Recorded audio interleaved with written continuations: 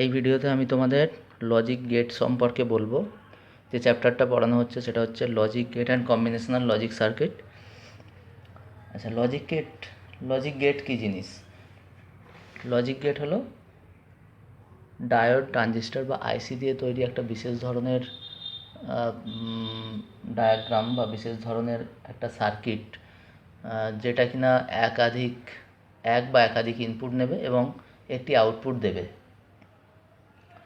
আচ্ছা, logic gate দু রকম হতে পারে। লজিক গেট দু রকম হয়। একটা হচ্ছে বেসিক লজিক গেট, আর একটা হচ্ছে কম্পাউন্ড। বেসিক লজিক গেটের মধ্যে পড়ছে, যেরকম আমরা ক্লাস 11-এ যেটা শিখেছি।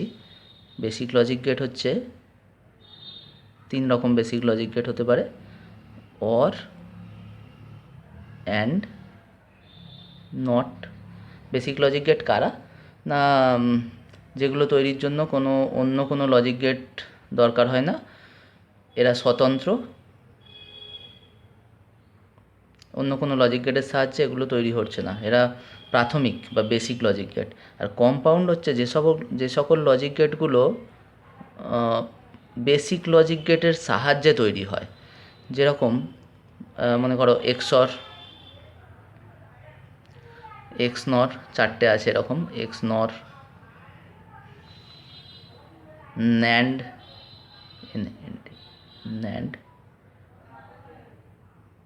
নর।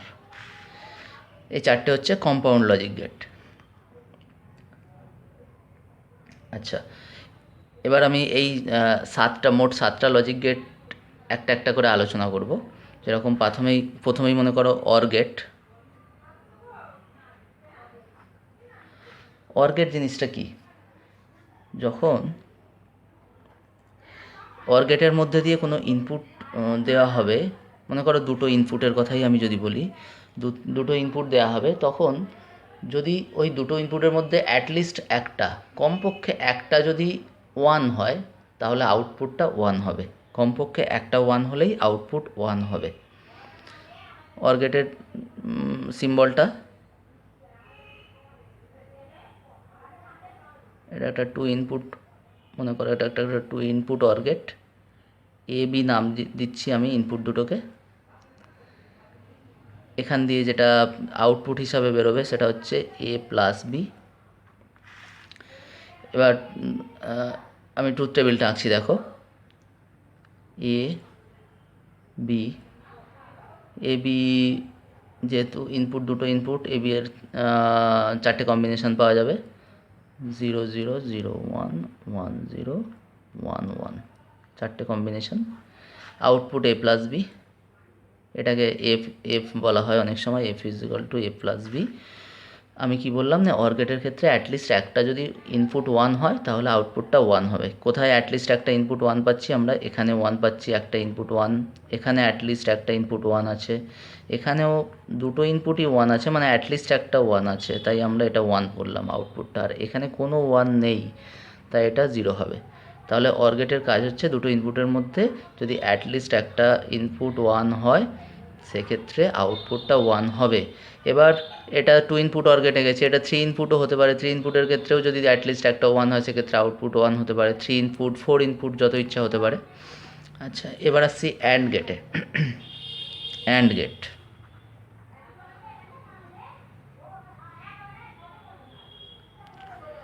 এই সিম্বলটা প্রথমে আমি 2 ইনপুট দিয়ে বোঝাচ্ছি, দেখো একই রকম 2 ইনপুট, এ বি দুটো।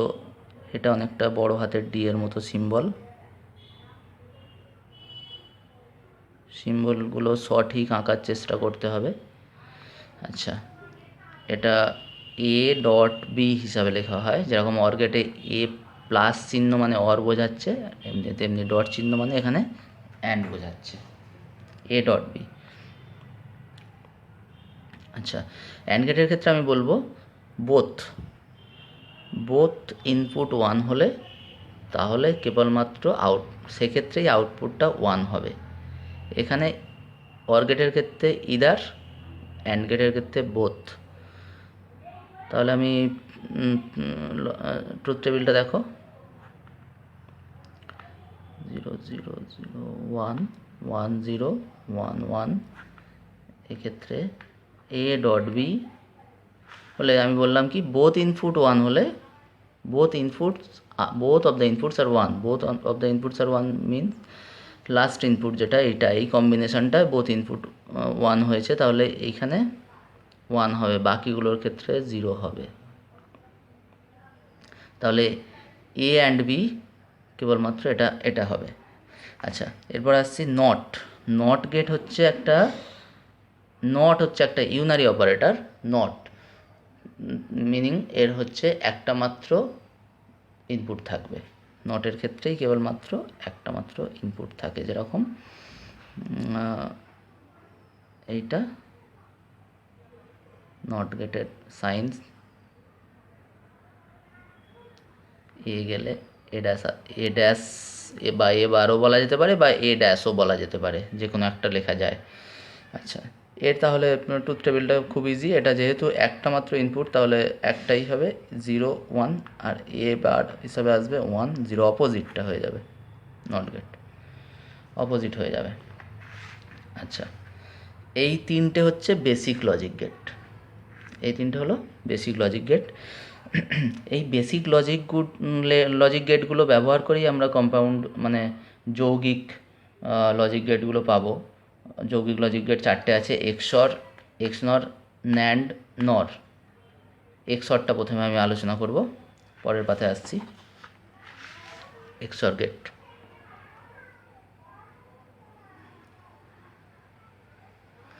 এক্সর মিন্স ফুল ফর্ম যদি আমি লিখি, এক্সক্লুসিভ অর গেটের ক্ষেত্রে আমরা দেখেছি অ্যাটলিস্ট একটা 1 হলেই 1 হচ্ছে, অ্যাটলিস্ট একটা মানে কমপক্ষে একটা 1 হলেই 1 হচ্ছে। কিন্তু এক্সক্লুসিভ অরের ক্ষেত্রে এই যে দুটো ইনপুট আছে তাদের মধ্যে এক্সক্লুসিভলি 1 হতে হবে, তবু আউটপুটটা 1 হবে। এক্সক্লুসিভলি 1 কথাটার অর্থ হলো মানে একটাই 1 হবে আর একটা 0 হবে। এক্সক্লুসিভলি 1 মানে ইউনিকলি, স্বতন্ত্রভাবে 1 হতে হবে, অন্য ইনপুটের থেকে আলাদাভাবে 1 হতে হবে, তাহলে তবুই কেবলমাত্র আউটপুটটা 1 হবে। সেক্ষেত্রে তাহলে আমরা এখান থেকেই বুঝতে পারছি যে এই একটা এক্সক্লুসিভলি 1 আছে, এখানে যেহেতু 0 এটা 1, তাহলে আউটপুটটা 1 হবে। আর এক্ষেত্রে এই কম্বিনেশনের ক্ষেত্রে এটা 1 আছে এটা 0 আছে, তাহলে এইটা এক্সক্লুসিভলি 1টা আছে, সেক্ষেত্রে এটা 1 হবে। কিন্তু এক্ষেত্রে আমি এক্সক্লুসিভলি 1, এদের দুটোই যেহেতু 1, তাহলে এক্সক্লুসিভ বলতে পারবো না, তাই এটা 0 হয়ে যাবে। তাহলে এক্সর গেটটা কীরকম হবে? এক্সর গেটের সিম্বল আঁকি ফার্স্ট, অর গেটের মতোই অনেকটা, একটা অর গেট আঁকবো। অর গেট এঁকে অর গেটের আগে দিয়ে এরকম আরেকটা আর্ক তৈরি করব, এটা হচ্ছে এক্সক্লুসিভ অর। এটা 2 ইনপুটই হবে, 3 ইনপুট হবে না। এ বি, এক্সরের সিম্বল হচ্ছে প্লাস দিয়ে, প্লাসটাকে সার্কেল দিয়ে ঘিরে দেওয়া, এক্সর বি, এটা হচ্ছে এ এক্সর বি, ঠিক আছে। এর তাহলে আমি যদি ট্রুথ টেবিলটা আঁকি, A B 0 0 0 1 1 0 1 1, A XOR B, ঠিক আছে। তাহলে আমি একটু আগেই বলেছি এক্সক্লুসিভলি কোথায় 1 আছে, এইখানে 1 আছে, এটা এক্সক্লুসিভলি, আর এটা আছে এক্সক্লুসিভ, এরা স্বতন্ত্রভাবে 1টা আছে এখানে, আর এখানে স্বতন্ত্রভাবে নেই, এরা দুজনেই একই হয়ে গেছে, তাই এটা 0 হবে আর এটাও 0 হবে, এটা তো 0 হবেই কেন দুজনেই 0, ঠিক আছে। এটা হচ্ছে এক্সক্লুসিভ অরের ট্রুথ টেবিল। তাহলে এক্সক্লুসিভ অর আর সিম্বলটা এরকম।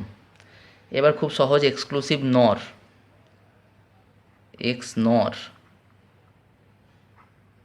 এক্সক্লুসিভ নর। আচ্ছা, নট অফ ওয়ারটা আগে বলে নিলে ভালো হতো। যাই হোক, এক্সক্লুসিভ নর মিন্স এক্সক্লুসিভ অরের ঠিক অপোজিট। আমি এটা দিকেই আসছি, দেখো এক্সক্লুসিভ নর সিম্বলটা এরকম লিখছি,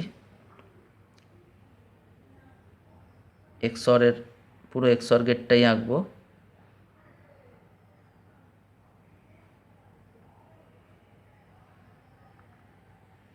এটা তো গেল এক্সরের মতো হচ্ছিল, কিন্তু নর বললে নট অফ এক্সর, মানে এটা নট অফ এক্সর, তো নট অফ এক্সর, নট এই সার্কেলটা সামনে দিয়ে দেওয়ার অর্থ হলো নট বোঝায়, এটা এক্সর যেটা ছিল তার এটা নট, তাহলে এটা হচ্ছে নট অফ এক্সর, এক্সক্লুসিভ নর, এক্স নর বা নট অফ এক্সকর একই কথা।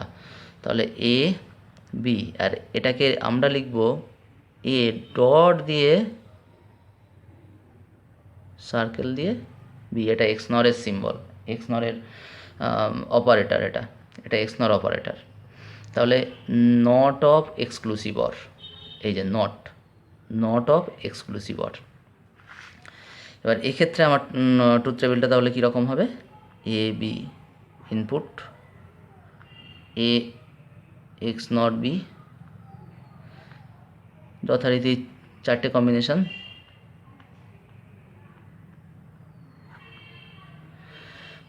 তাহলে নট অফ এক্সর যেহেতু নটের ঠিক অপোজিটটা হবে, নটের ক্ষেত্রে উপরে ছিল দেখো 0 1 1 0, তাহলে এটা হবে 1 0 0 1। এটাকেই তো আমরা লিখতে পারি এরকম এক্সক্লুসিভ, মানে এক্স নর নট, এটাই তো তাহলে হচ্ছে এ এক্সর বি এর whole bar, not of XOR, not of XOR, এক্সরের বার, এটাই এক্স নর। তাহলে এক্স নরের এটা আসছে এইটা, এক্স নরের ট্রুথ টেবিলটা এটা, এক্সরের ঠিক অপোজিটটা। এইবার যে দুটো গেট এখনও বাকি আছে সে দুটোকে ইউনিভার্সাল গেট বলা হবে। তারা তো কম্পাউন্ড বটেই, কিন্তু তাদের ইউনিভার্সাল গেট বলা হবে। ইউনিভার্সাল গেট জিনিসটা আমি পরে আসছি, আগে ন্যান্ড গেট বলি। ন্যান্ড গেটের ফুল ফর্মটা আমি যদি এরকম মনে রাখার জন্য বলি,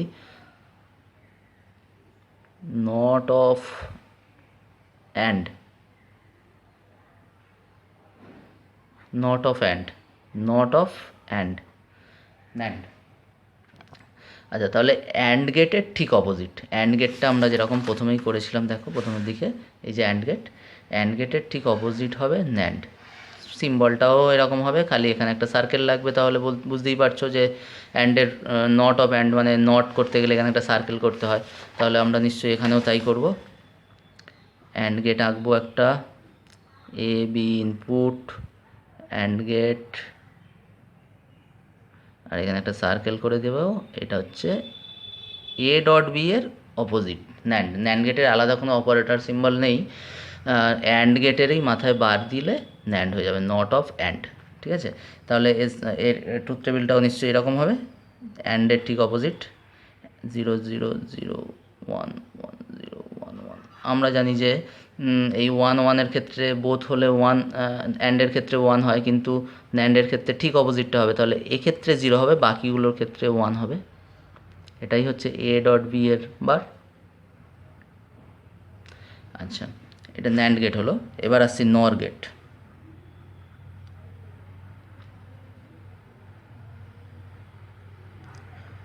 নর গেটের ফুল ফর্ম যদি বলি, নট অফ অর, এটা অরের ঠিক অপোজিট হবে। তোমরা নিশ্চয়ই এবার বুঝে গেছো। অর গেট আঁকবো একটা, সুন্দর করে আঁকার চেষ্টা করবে।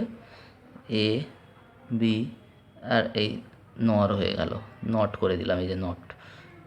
অর এর সিম্বল এইটা, অর অপারেটর, তার মাথায় বার দিয়ে দিলে নর হয়ে গেল, এটা নর গেট হলো। আচ্ছা, নর গেটের ক্ষেত্রে তাহলে A B, A plus B, তার হোল বার নর, 0 0 0 1 1 0 1 1। এটা হবে কি, তাহলে অর গেটের ক্ষেত্রে আমরা দেখেছি যে অ্যাটলিস্ট একটা 1 থাকলেই 1 হয়। তাহলে আমরা এই 1-এর জায়গাগুলো এবার 0 করবো, আর 0-র জায়গাটাও 1 করে দেবো, নট অফ অর যেহেতু। তাহলে এটা হচ্ছে নর গেটের ট্রুথ টেবিল। আচ্ছা, এবার যেটা বলছিলাম, ন্যান্ড আর নর গেট, এই দুটো গেটকে ইউনিভার্সাল গেট বলা হবে, বা বাংলায় বলে সার্বজনীন গেট। সার্বজনীন। এদের সার্বজনীন কেন বলা হয়? সার্বজনীন এই কারণে বলা হবে যে এই ন্যান্ড আর নট গেট দিয়ে ন্যান্ড আর নর এই দুটো গেট দিয়ে আমরা যে কোনো ধরনের সার্কিটকে রিপ্রেজেন্ট করতে পারবো। এই ন্যান্ড আর নর গেট দিয়ে যে কোনো ধরনের সার্কিটকে রিপ্রেজেন্ট করতে পারবো। যেসব সার্কিট আমরা বেসিক লজিক গেট দিয়ে আঁকতে পারি বা যেগুলো এঁকে থাকি, অ্যান্ড অর নট এই তিনটে বেসিক লজিক গেট, এই তিনটে লজিক গেট দিয়ে আমরা সমস্ত সার্কিটই আঁকতে পারি। আবার এই তিনটে বাদ দিয়ে আমরা শুধুমাত্র ন্যান্ড গেট ব্যবহার করে আমরা সেই লজিক গেটগুলো আঁকতে পারবো, বা শুধুমাত্র নর গেট ব্যবহার করে আমরা সেই লজিক সার্কিটগুলো আঁকতে পারবো। তার মানে শুধুমাত্র ন্যান্ড গেটের সাহায্যে আমরা সমস্ত লজিক সার্কিট আঁকতে পারবো, বা শুধুমাত্র নর গেটের সাহায্যে আমরা সমস্ত লজিক সার্কিট আঁকতে পারবো। তাহলে নিশ্চয়ই এই যে বেসিক লজিক গেট, যেগুলো বেসিক লজিক গেট তো এই কারণেই বলা হয় যে ওইগুলো দিয়েই সমস্ত রকম সার্কিট আঁকা যাবে। তিনটে ব্যবহার করে, ন্যান্ড নর নট ব্যবহার করে সমস্ত রকম সার্কিট আঁকা যাবে, তাই এরা বেসিক লজিক গেট। কিন্তু আমি যদি এইরকম একটা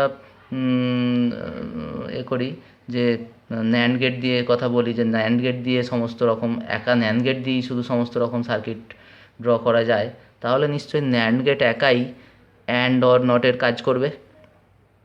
অথবা অনুরূপভাবে বলতে পারি নর গেট একাই অ্যান্ড অর নট গেটের কাজ করবে, তাই এরা সার্বজনীন গেট বা ইউনিভার্সাল গেট। তাহলে আমাদের নিশ্চয়ই এটা এবার প্রমাণ সাপেক্ষ ব্যাপার যে ন্যান্ড গেটের সাহায্যে আমরা অ্যান্ড গেট বানাতে পারছি, ন্যান্ড গেটের সাহায্যে অর গেট বানাতে পারবো, বা ন্যান্ড গেটের সাহায্যে নট গেট বানাতে পারবো। অনুরূপভাবে নর গেটের সাহায্যেও এই তিনটে গেট বানাতে পারবো, অ্যান্ড অর নট এই তিনটে গেট বানাতে পারা যেতে পারে। তাই এরা নিশ্চয়ই সেই কারণেই আমরা ইউনিভার্সাল গেট বলছি। তাহলে পরবর্তী ভিডিওতে আমি এই ন্যান্ড আর নর গেট থেকে কিভাবে তিনটে বেসিক লজিক গেট বানানো যায় সেগুলো আমি দেখিয়ে দেবো।